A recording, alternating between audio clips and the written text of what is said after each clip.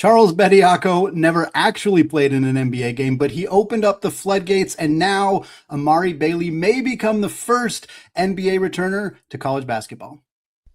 Welcome in to Locked On College Basketball Squad Show, your go-to spot for everything happening on the hardwood. From blue blood battles to bracket busters and everything in between. Join the squad of hoops junkies as we break down the biggest stories with the boldest takes and unfiltered opinions. Because here, we don't hold back.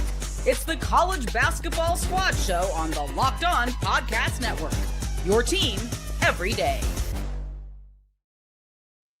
What is up, folks? Happy February. The best part of February is that it is so much closer to March. Welcome in, everybody, to the third Locked On College Basketball Squad Show. I am your host and host of Locked On Zags and Locked On College Basketball, Andy Patton, and I am joined today by Isaac Shade of Locked On College Basketball and Locked On Tar Heels, Leaf Tulane of Locked On Wildcats, Zachary Anderson-Yaxheimer of Locked On Bruins, and JJ Jackson of Locked On Blue Devils. Great crew today, some great teams. We also got a lot of fun conversation here. Again, we're all part of the Locked On Podcast Network here, the #1 sports podcasting network. Also, today's episode brought to you by Mazda. Mazda puts that same drive into every detail. Wins define the moment, putting in the work. Well, that's what defines you. Stay tuned for highlights in this week's Moving the Game Forward. There's more to a Mazda because there's more to you. Guys, we got to talk about this Amari Bailey developing situation, former UCLA guard. Very glad to have Yax on the show to talk about this as he is looking to make a comeback in college basketball. We'll talk about that and the Charles Bediako situation. Bama now just 1-2 since he has returned for the Crimson Tide. We also got an insane comment from TNT analyst Jamal Mashburn about Cooper Flagg and where he'd fit in this freshman class. We're going to break that down, talk about some of the games over the weekend, and then we'll get you ready for this Saturday's game between Duke and Carolina, one of the best rivalries in all of sports. Should be fantastic. We got both JJ and Isaac here to break that game down, and we got some big Monday action to get to as well. Lots of fun stuff today, guys. Again, it feels like we kept seeing the dam breaking on this story. And for everybody who kind of had that doomsday of, Cherry Darlon is the first G League player to go to college basketball. And then London Johnson does it. And it's like, well, next we're going to have guys who got drafted. And that's what happened. James Nagy was drafted, but he never signed an NBA contract. So it's okay. And then Charles Bediako, who did sign an NBA contract, who also was returning to college basketball. And it's like, well, if you were holding on to hope that there would eventually be a line, it was, well, at least Bediako never actually played in an NBA game. Well, here we go. Amari Bailey played college basketball in the 22-23 season for Yaxheimer's UCLA Bruins. He's been out of college basketball for the last couple of years, would be a senior this year, but because the 5-year window, he could, in theory, have eligibility next year, and that is what he is preparing a lawsuit against the NCAA to potentially have. Yax, I want to start with you as our resident UCLA expert. What did you make of this story for Bailey? And first of all, I was shocked he declared in the first place after that 22-23 season. It feels like he thinks he made a mistake. Yeah, it seems like that's the case, but I guess you don't get any consequence for those kind of mistakes at this point. Well, the idea was you're supposed to, right? That was a bad decision. That was a bad UCLA team the year after he left. He would have been the man. I think Mick Cronin's tenure would be completely different if Amari Bailey stayed that extra year at the Dembona. He was hurt. He played well. He played well after Jalen Clark got hurt, but not enough to the point that he deserved to be a guy to go into the draft and get drafted in the first round. That's not what happened, and that's how his career played out mostly in Charlotte and throughout the G League. 10 NBA games, I believe. A bad mistake on his own right, and at some point, we keep talking about how it's a mistake. If the worst mistake he made was to go from college basketball to the NBA, I don't think that's a life-breaking mistake, but it's not something he should be able to come back to and play college basketball. Now, if he's available, UCLA's got quite a few open roster spots next year, and I'll take him, and Mick Cronin will take him because his job is getting hot right now, even though he's got a massive buyout the next few years. Yeah, I would agree with that 100%. I mean, to me, it just feels like Bailey and Bediako have both admitted, hey, I felt like I should have stayed in college basketball. And I can respect admitting that. but it was a black and white line. Like, it was very clear when you chose to stay in the NBA draft that is what you were foregoing, was your college basketball eligibility. And Elliot Abrams is the lawyer who's going to represent Bailey in this lawsuit. He's the lawyer who represented Tyron Grant Foster to get his eligibility back. He has fought the NCAA many times. And he basically said, you got a college-age kid who wants to go to college, and you've got a system that says, too bad, you've gone to do a different league, so now you're out forever. Yeah, that is exactly what the system is in place, and that's why it's in place. And Bailey can go back to college. He can go get his degree, and nothing's stopping him from doing that. But there is a reason that these kind of guys are not allowed to come back and play college basketball. And again, the floodgates have already been opened. The Bediako case is February 6th. That is when it'll be heard in court. So that'll be an incredibly important day for the future of college basketball. I don't blame Bailey for trying this. But I mean, come on, like, we have to have a line here. I suppose the difference between not ever playing an NBA game like Bediako and playing 10 games is fairly minimal, but it still feels like we've crossed the threshold where this is remotely reasonable.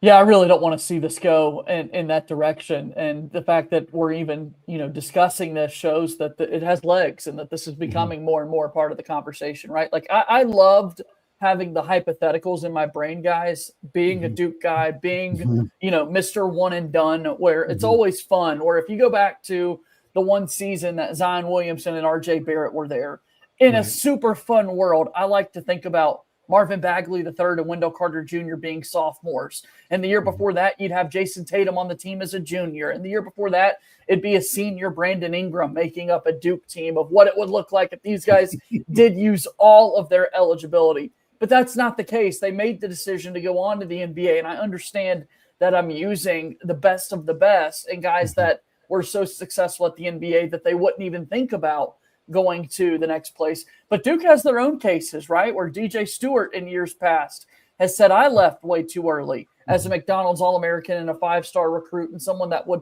love to possibly come back to Duke. He's not taking steps to do things like this because he understands that he's turned on to the next chapter of his life. It's just crazy that we've ended up in here, and I don't want to see this become the norm, that guys go and say, well, can I do this knowing that if I don't succeed at the professional level, college is still a backup option for me. Once you're gone, you're gone.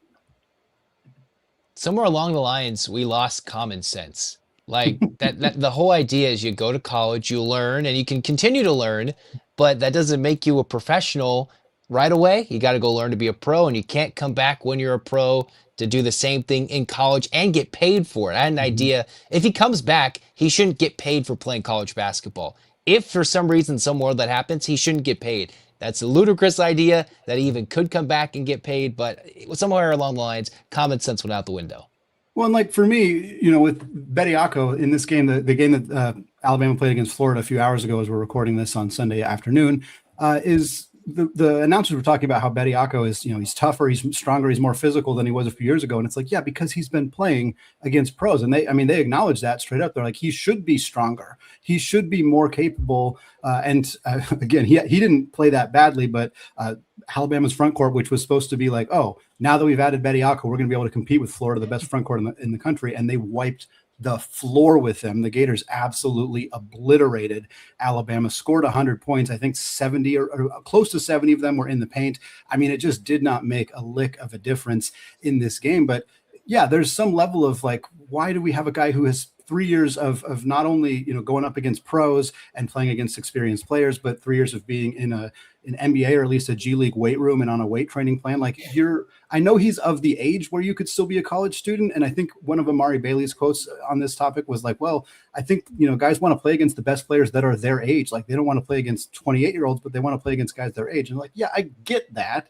And I get still being in that age group, but there's a difference between having, gone to the NBA and having played professionally and then coming back. I think it's just the issue is like, again, there's no consequences for those actions and for Bediako. And then I think the other element, and I think this is what I want to talk about next with the Alabama side of this all is, how much do we think there's a team chemistry thing that comes into play here? Any team, mid-season additions just feels chaotic to begin with, but you bring back a guy, you're showing, some level of favoritism to a player you've coached previously. The other bigs on the roster are now losing playing time. It has to create some kind of tension in that locker room. I don't know that that's exactly why they're 1-2. They played some good teams, but you got to think it's contributing to this, right? Here's the thing for me with that is like, and in fact, even going back to what we were just saying is like, I don't really care the outcome of the games. As soon as we start letting that dictate this conversation, then that becomes another issue, because I don't want to adjudicate this based on whether it's successful for Alabama or successful for wherever Amari Bailey goes. And so I think that's one part of this that I want to make sure to make known. But then, yeah, Andy, like, we've used the analogy on our show before of that scene from the movie Miracle, where they try to bring in that guy that's been playing really well in college, that whole thing. It doesn't make sense. Now, if we get to an off season and at that point we're going to bring in Amari Bailey, maybe. But similarly, I want to go upstream of that, and whether it happens in season or out of season, I want the decisions to be dictated by whatever our rules are going to be. Is it going to be the cutoff between Bediako and Bailey of like, you've played in an NBA game, you haven't, therefore whatever that line is, in season or out of season, success on court or not success on court, I want to get upstream and make sure that whatever those lines are going to be, that we actually have some lines of demarcation. That's what matters to me. Can it just be as simple as if you've declared and foregone eligibility, then you're not allowed eligibility? I mean, the other thing that I think happens is the flip side of, you see Amari Bailey made a mistake. Charles Bediako acknowledged he made a mistake of going to the NBA. What I think is going to happen is guys that are even at all in the bubble of can they be a first rounder, second rounder, they will stay back because you're going to make a ton of money. You're going to be an All-American.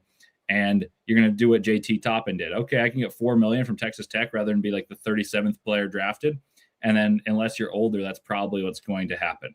In the case of Amari Bailey, I was at the combine that year, and he was terrible. He was schooling Dylan Jones, who actually ended up being a first-round pick from Weber State, and they were talking smack in like a one-on-one setting, but he was not good in the games. And then he stayed in. And I remember there were numerous guys who did that, but there wasn't the option of getting paid in college at that point. So it made sense. So but I don't understand what delusions these guys, I guess it's not delusional anymore because the NCAA allows it, but I don't understand what delusion these guys operate under to be like, oh, you know what? I went and foregoed my eligibility. You know what? Let's go back to college, and how that's even like something that's a thought that's constructed to begin with. Yeah. Yeah, no, that's a great point. It's just one of those. It's turned into this really insane situation, and I'm really curious to see where it goes from here. Isaac, to your point, I think whatever the line of demarcation is important, but also like a deadline, and that's kind of what Leaf was getting at too. Of like, roster moves cannot be happening in late October, in November. Like, obviously there's a deadline to enroll in classes and whatever, but you can get around that, enroll in online classes and hope to join the team. If you don't make the roster out of training camp at the NBA level, like that to me just feels it's putting this intense amount of pressure on coaches. They can't hold roster spots. Like, there has to be some deadline on that. And it's like, maybe there's a reality where like I would be fine with a situation where you go to the NBA draft, you declare, you stay in, you don't make the NBA after a year, you want to come back. Like, I don't love that, but I could see that working as long as there's some like timeline and calendar that makes sense, where these coaches aren't having to try to grab guys in the middle of the season. Like, that just feels very antithesis to what college basketball and college athletics in general has been about.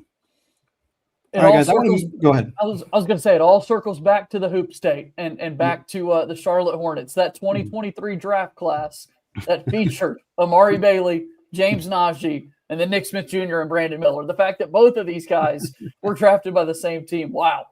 That is wild. I had not put that together, but Charlotte, thanks a lot, Charlotte, for doing that to us. I want to talk about this freshman class. Specifically, I want to talk about Jamal Mashburn's recent comment over the weekend that he said Cooper Flagg would be the 6th best player had he stayed in this class and been a freshman this year. I think we can all agree that that's pretty ludicrous, but where would we actually slot him in? We're going to talk about that, some other stuff from around the weekend of college basketball, all coming up here in just a second. But first, folks, this episode is brought to you by FanDuel. It is the last call for football on FanDuel. We got one final Sunday, one last kickoff, the final chance to get in on all the action before the NFL season officially comes to a close. It's Super Bowl 60, and FanDuel is making sure you're right in the middle of all of it. with the specials offer just in time for the biggest game of the year. Whether you're backing the Seattle Seahawks, riding with the New England Patriots, or building one last same game parlay, this is the game everybody's been waiting for. This is where predictions turn into plays, stats turn into storylines, and every snap feels bigger. It's the perfect way to cap off the season and make the Super Bowl even more exciting from the opening kickoff all the way to the final whistle. And if you're a new customer, you can bet just $5 and you'll get $200 in bonus bets if you win.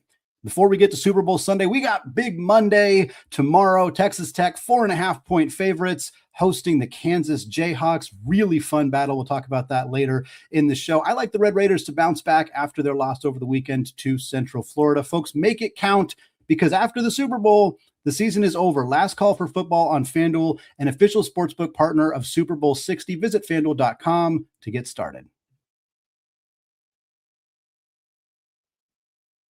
All right, folks, continuing our conversation here, Locked On College Basketball Squad Show. So excited to have these going here. Like we said, it's February. Very excited to be getting towards the end of the season and the most fun month of the year. For those of you who missed this, I think it was on Saturday, Jamal Mashburn, who's an analyst for TNT, former college basketball and NBA player, he said some inflammatory things in the past, but this was insane. He said that if he were taking Cooper Flagg somewhere in this class, because again, for those of you who don't remember, Cooper Flagg reclassified, so his freshman year at Duke, in theory, should have been his senior year of high school, meaning he would be a current freshman right now. And having seen even what Cooper Flagg is doing in the NBA, Jamal Mashburn believes he would only be the 6th best freshman in this class. JJ, I'm going to start with you because obviously you saw every single game that Cooper Flagg played as a freshman last year. You've likely followed him in the NBA, and you also see one of the players that I assume Mashburn would have ahead of Cooper Flagg, which is, of course, Cameron Boozer. What do you make of this statement from Mash here?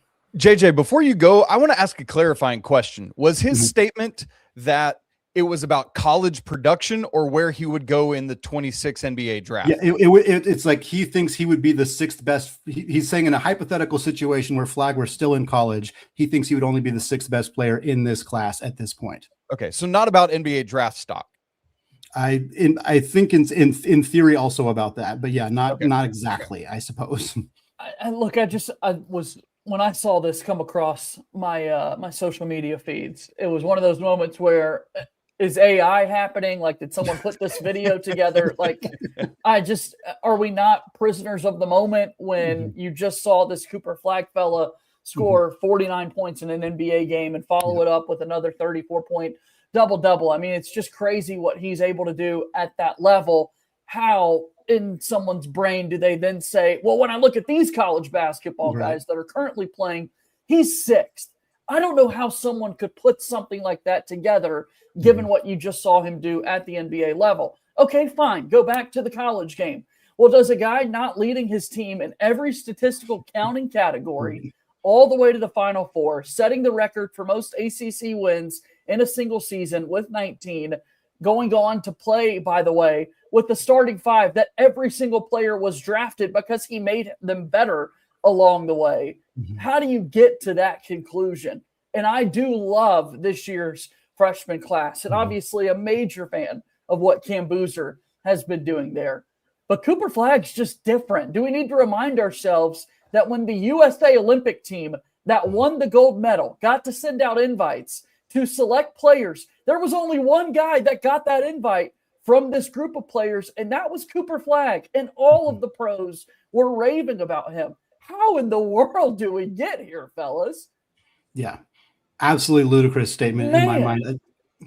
Let me go a step further. I don't want it to be this Duke bias thing, right? That Jamal Mashburn, who was on the wrong side of Christian Leitner's shot in that Duke-Kentucky game. And shout out to him for 28 points in that game, but I seem to recall Duke winning it.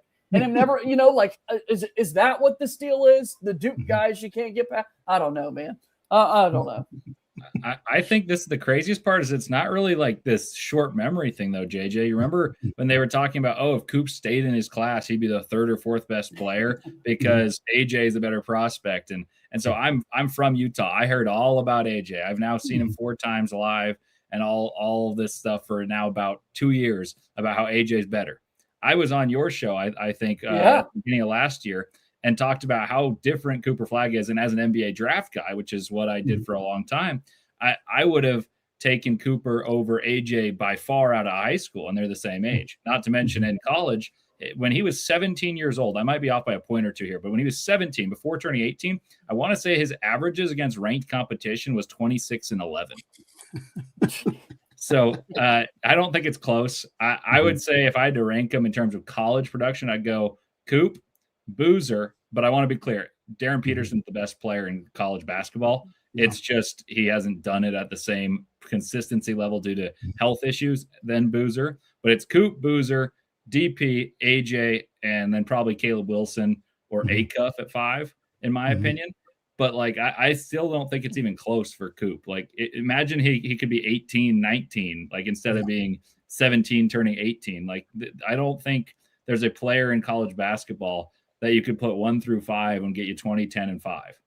And let's not remember, or let's not forget that he was talking about Koa Peat, specifically Jamal Mashburn. Like this, like where would Koa Peat is great, but I mean, he's probably 10th. I would need to go through and make a list, but you know what I'm saying? Like, no. As the Arizona guy, I actually did one of my very first shows, and I think I texted JJ about this just to like as an idea. I said, what do you think about the comparison between this Arizona team and last year's Duke team? The premise was essentially Cooper Flagg and Koa Peat both play the 4. They're young. Then you have Con Knippel and Braden Burries. They both play like this heady, composed 2 guard, and both teams are enormous and should be good on defense. Turns out the Arizona side of it and the team part was more true than I even intended. But Cooper Flagg, like the pushback that I wanted from people on that was that Cooper Flagg's different than Koa Peat. And he is. And Koa Peat's great. He should be all conference. I don't think it's crazy to say he could be an All-American, but I wouldn't push that agenda. But Cooper Flagg was easily the best player in college basketball last year in what was a great year of college basketball. And today is the anniversary of the Luka trade, right? So the Mavericks got rid of that. And Cooper's so good that we thought the NBA rigged the draft and the ping pong balls for him to go to the Mavericks. That's how good Cooper Flagg is. I don't know, besides maybe Darren Peterson, who would make that comparison of these next few guys for this year. But this is the anniversary of the day that trade happened. And the Mavs, I'm not going to say they're better off for it. I know my brothers and my stepdad would be mad if I said that, but I think they're happy with Cooper Flagg while still lamenting saying goodbye to Luka. So, I mean, Cooper, got to be number 1, number 2 compared to these freshmen. Yeah, it's insane to imagine. To say 5th or 6th is ridiculous. Like, I don't even know. I think anything lower than 3rd is pretty insane to say about Cooper Flagg. I think he's first. I want to let me get that out of the way. I think it's him, and I think it's a pretty clearly. I think from a college production standpoint, the only player who's particularly close to him is Boozer.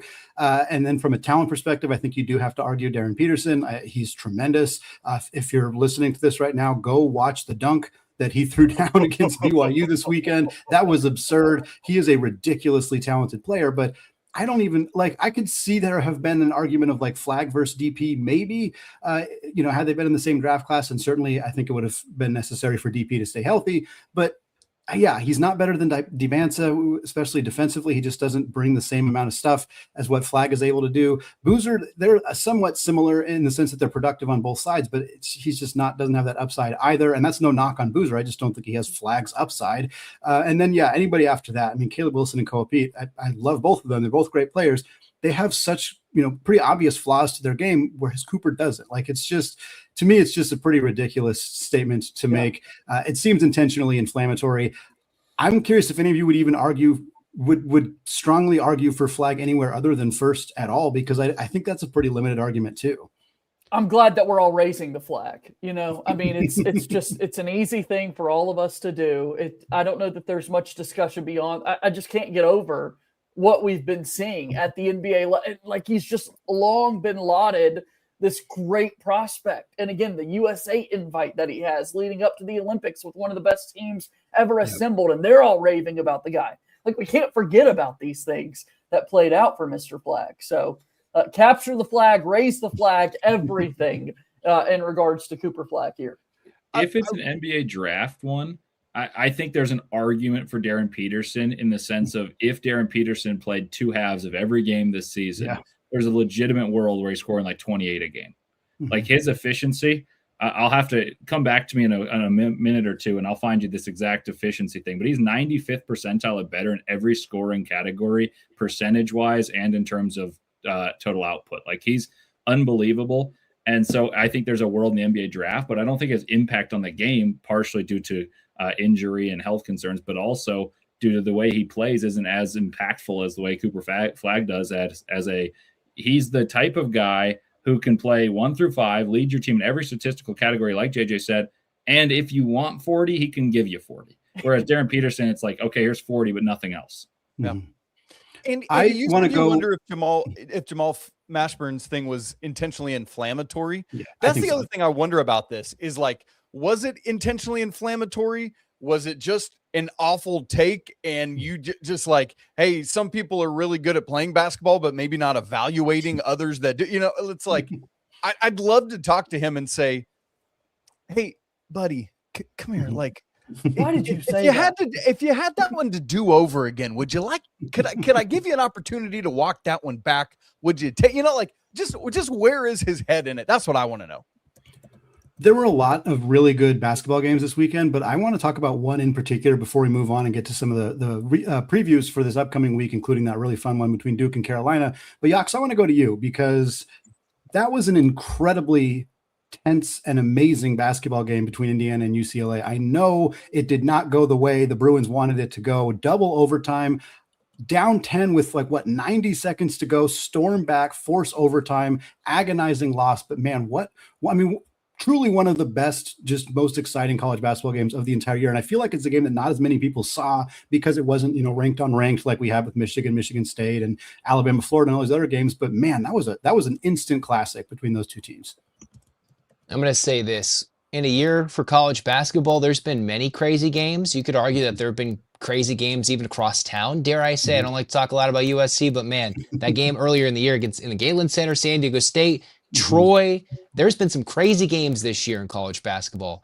So I'm not even sure this one could crack the top 5. I would say it was the best game of the week, though. For UCLA, Indiana, I wouldn't say it was a well-played game. It was an entertaining, drama-filled, tension-filled, down-to-the-wire battle. UCLA and Indiana, they combined to shoot, 72 free throws? There was a lot of complaints about the officiating. UCLA pushed the Indiana player, I forget who it was, on the sideline to lead to a steal and a bucket in the final minute. And then you had the last second review in double overtime where it looked like the ball was off the Indiana player's hands. And then just for UCLA to give up a wide open layup opportunity to lead to the game-winning free throw and the win for the Hoosiers. UCLA had the ball at the end of overtime. But in the end, the Bruins had more players available due to foul availability. They had more opportunities to win this game, including the lead in overtime, the last possession. They had the ball with the lead in double overtime, and they still couldn't close this game at home in front of an electric crowd. They didn't exactly go like Kurt Cignetti did for Indiana. The UCLA Bruins had Chesney speaking, but they didn't utilize the energy to get a big home win against a team traveling across the country. Great game, great energy. Just the Bruins, I think, really failed to get a big-time win on the West Coast. Well, folks, we're going to move on. We're going to start looking at some previews for this week because we got an electric game, one of the best rivalries in sports between Carolina and Duke to talk about this weekend. We got some big Monday games that are going to be fantastic on Monday as well. We'll get to that coming up here in just a second. But first, folks, this is Mazda's moving the game forward for those who show there's more to the score than what's on the screen. And emotions were absolutely crazy this weekend across college basketball. We had some chippiness in UCLA, Indiana, as Yax just talked about. We had a lot of chippiness in Michigan State, which is totally what you would expect. Otega Owe had some words after Kentucky's win over Arkansas. Graham Ike said it was, quote, extremely personal when Gonzaga beat St. Mary's as a rivalry game on Saturday. Always fun to see those emotions, not just from the players, but from the coaches as well. Todd Golden, he had his words for Alabama and Nate Oates, and his team backed it up with a massive win over the Crimson Tide. Always fun to see that kind of attitude and swagger in college basketball. And that just reminds you what it really takes to raise the bar at this level. It's that extra work that goes in off the court. It's dialing in every detail. It's giving it that extra fire, that grit, and that never quit attitude. And Mazda puts that same passion into every model. Highlights make the reel, but what it takes to get there makes it count. There's more to a Mazda because there's more to you.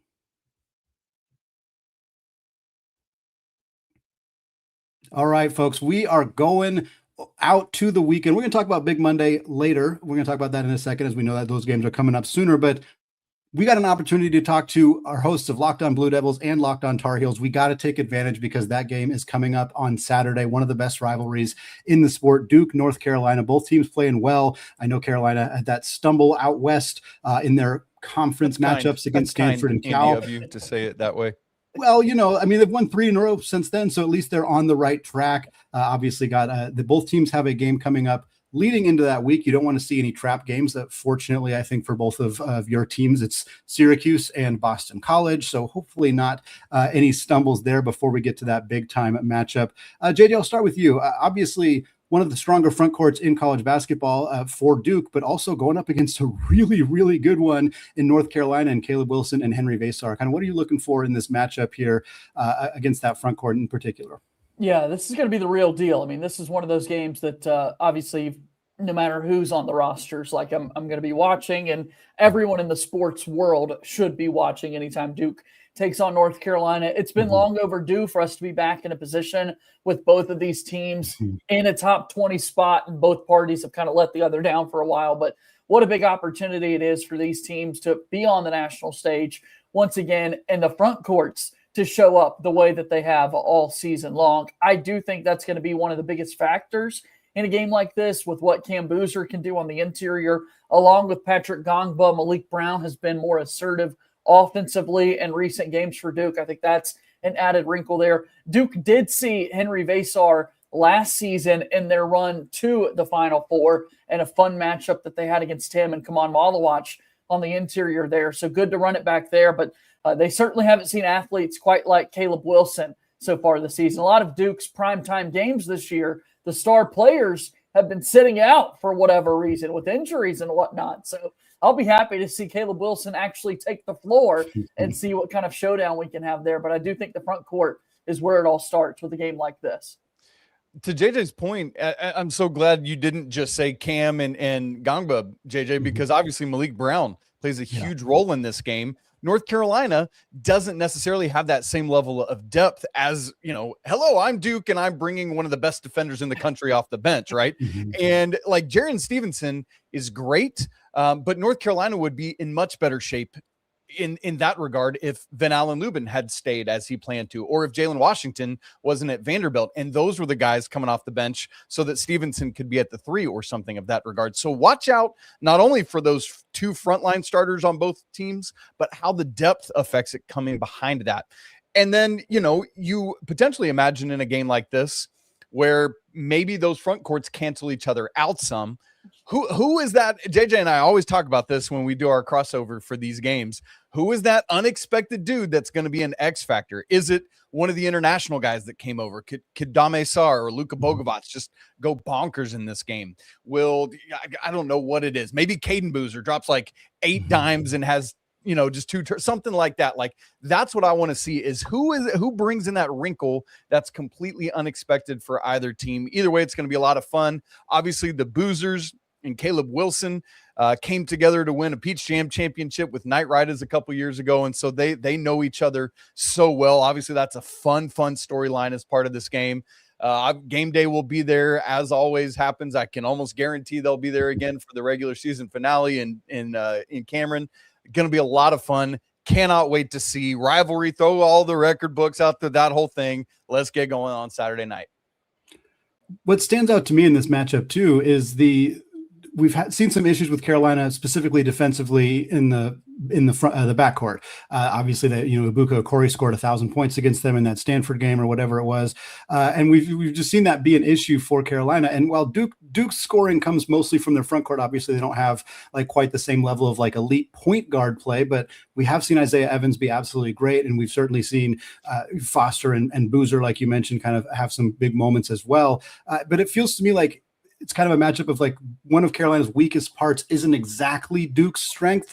But I wonder if, like, in particular, if Isaiah Evans could really be a huge X factor in this game offensively against a Duke or against a North Carolina backcourt that hasn't been all that great on that end of the floor. And I will say the shots haven't necessarily been falling for Isaiah Evans as of late. He's still finding ways to score in other ways, which is what he was not doing as a freshman. So I hate to, cause so much concern for North Carolina, but I would hope the law of averages plays out and we're due for Showtime Slim living up to his name and putting on a big-time performance as the state of North Carolina kid that sees a big-time matchup go for this. So, like Isaac said, I mean, it's Duke and North Carolina, man. Everybody's going to be watching. I know it's going to be an epic game. Leaf, what do you think, man? I got to hear from you, man, a matchup like this. I think Duke's definitely the better team if you're going to go the way they're constructed and from top to bottom. They've got, in my opinion, the better player between Cam and Wilson, but that's going to be the storyline. To me, the difference is really North Carolina should have an equal footing in the backcourt, but there's just been more inconsistency in the backcourt than you'd expect for a team they brought in Evans from Colorado State, and he's been a disappointment. Dixon's been pretty good, but usually there's a Joel Berry, there's a Kendall Marshall, there's someone like that. And Seth Trimble's got hurt in the middle of the year. So I'm a little lower on Carolina's backcourt. I'm honestly pretty low on Duke's backcourt compared to how good they're supposed to be or how well Duke could recruit. So to me, the difference is really Duke's pieces fit better together. It's Caleb Wilson and Visar comprise so much of what North Carolina does, and Duke has the size and the Malik Brown factor to mitigate that. And I just think it's harder for Carolina to generate points. But like Isaac said, you got to throw everything out of the window when these two teams meet. Like the last 60 meetings, whatever it is, it's even in points. So I expect a good one. If you asked me who is going to win, I'd take Duke, but I don't feel that confident in it. Well, with apologies to North Carolina Syracuse, which is a big Monday game that is taking place, it is not the game that is taking place because that'll be Kansas at Texas Tech. Texas Tech coming off of a tough loss to Central Florida. They went out on the road and were down pretty much the entire game, just couldn't quite get it going against a pretty good Knights team. Meanwhile, Kansas, of course, coming off their big win over BYU. This should be a really fun match. I'm excited about this one. Obviously, the Darren Peterson of it all is always the storyline, but I'm also really excited to see Flory Badunga versus JT Toppin in the front court for this one. Should be a really fun matchup. Anybody have any thoughts on how this one might shake out on Monday night?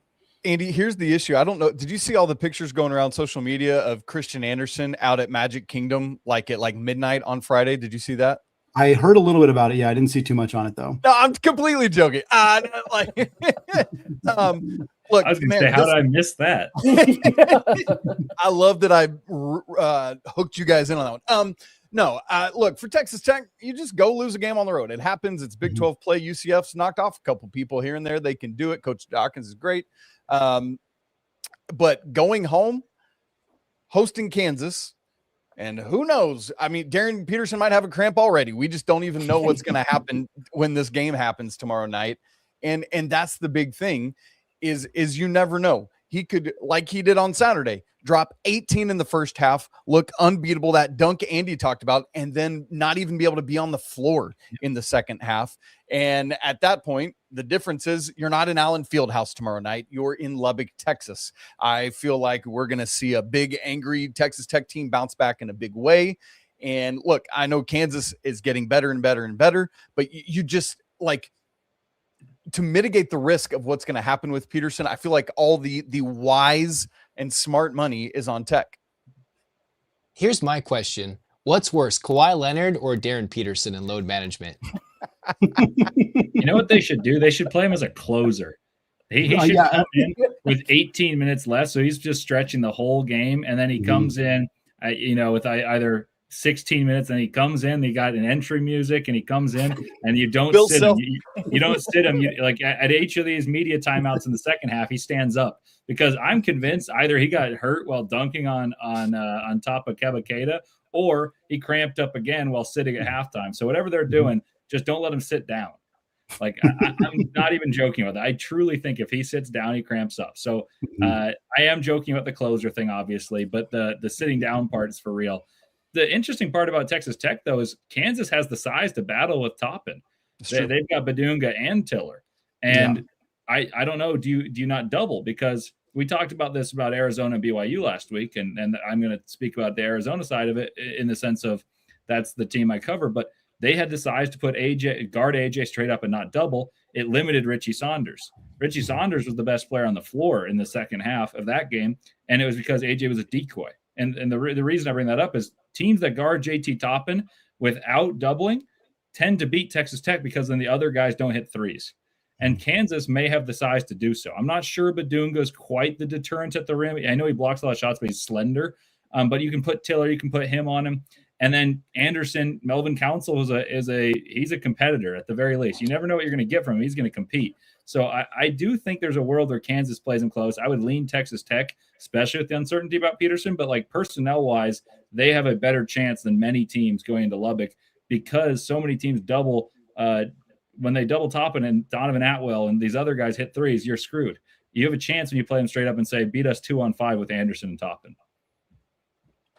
I'll be watching. I'm excited to see this game unfold. Texas Tech 1 point better than Duke. And, that 1 point separates the Blue Devils from a 21-0 record this season as opposed to the 20-1 mark that we have. And hopefully Darren Peterson is going to be able to play in a game like this. I don't know, guys. Apparently people still might want Cooper Flagg to not be, but, it's just, wow, going back to that conversation from earlier. But, yeah, hopefully we get a great game on Monday night. Well, folks, that's going to wrap it up for us today. What another fun show, another fantastic conversation, another fun week coming up of college basketball, not only on Monday. Of course, we got the great weekend games as well. Should be fantastic. Again, I'll reiterate, so excited that it is February because that means we're just 1 month away from it being March. We're going to have more of these squad shows once a week until the end of the season. So definitely check back in here, Locked On College Basketball or whatever channel you are listening to the show. But as always, we are going to say apologies to the Lawyer family. Let's go Wild Popes. Cheers to Yox's Mick Bruins. And until next time, folks, peace out.